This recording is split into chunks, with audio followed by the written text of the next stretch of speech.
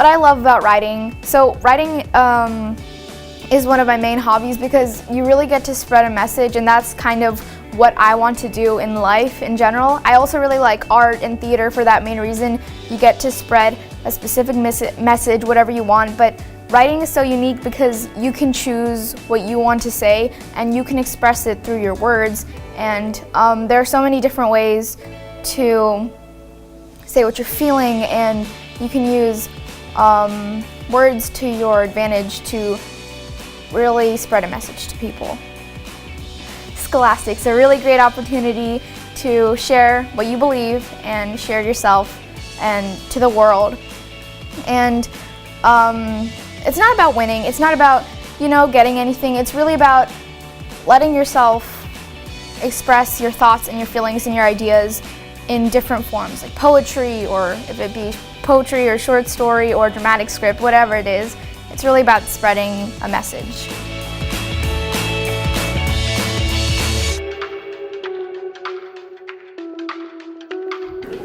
My inspiration are the obstacles. Like, you have to overcome certain obstacles because it's pretty hard. Like, if you don't overcome those obstacles, it's bad.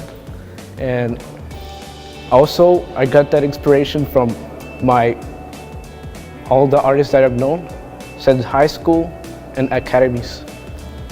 My teachers, classmates that I met in art.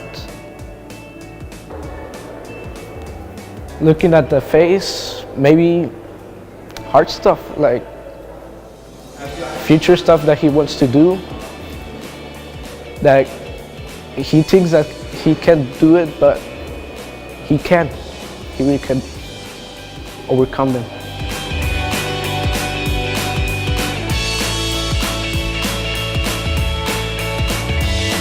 I was lucky enough to have a teacher that was willing to let me express myself, even though the topics may not be something that everyone wants to talk about. I think a big part of Scholastic is addressing things that people don't like to think about because it could be painful or it could be confusing or controversial, but I think a big part of writing is expressing those things, so yeah.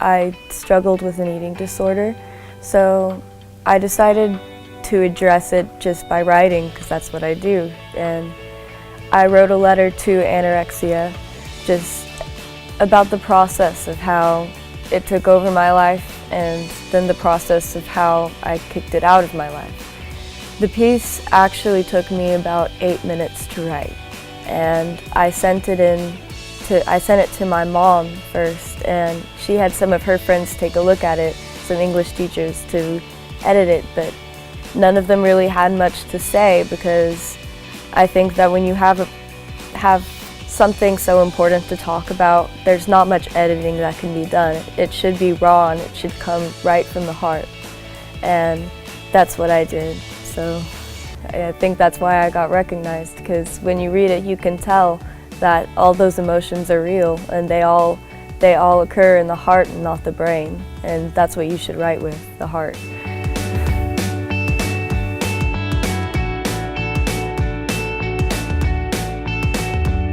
Every time I turned on the news, I would just constantly see just the most obscure things on television, and it got to the point of where, it wasn't even funny anymore. There was just so much fake news everywhere.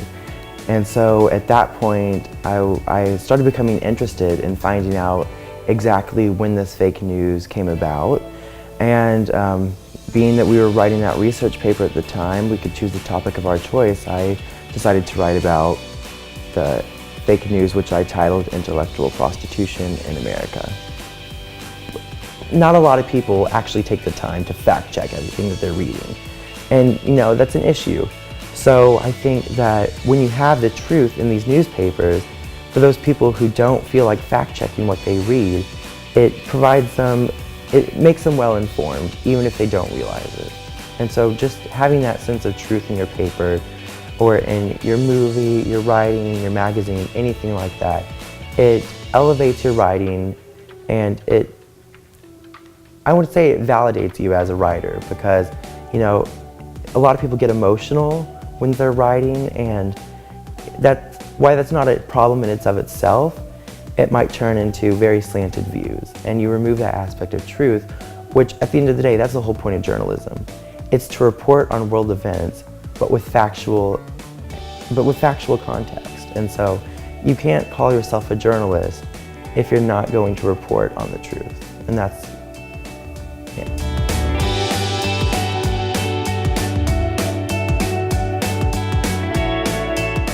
In my first semester English seminar, we had an option of writing poetry or writing an essay. So I decided to go with the poems. And one of them is about my family and my family life, but it was told through like a soccer game. The poem is from my perspective. So the author is also the subject in this. And I drew inspiration from how when I play soccer, my parents always stand next to each other. They go on the fence of our field, right? And one game, I scored a goal and then looked at the crowd, and only thing I could see was them two right there. And so it uses this like goal repetition of how their interactions change and how that changes stuff at home. They always make it to all my games and they're always there for me. But it's probably it's one of the few times that I see them together. And so I just think it's interesting that they stand there and watch me. And so that's a line that I said in the poem, or something similar to that. Was like, I'm the thing that connects them two. And so I guess it's just different to see them together.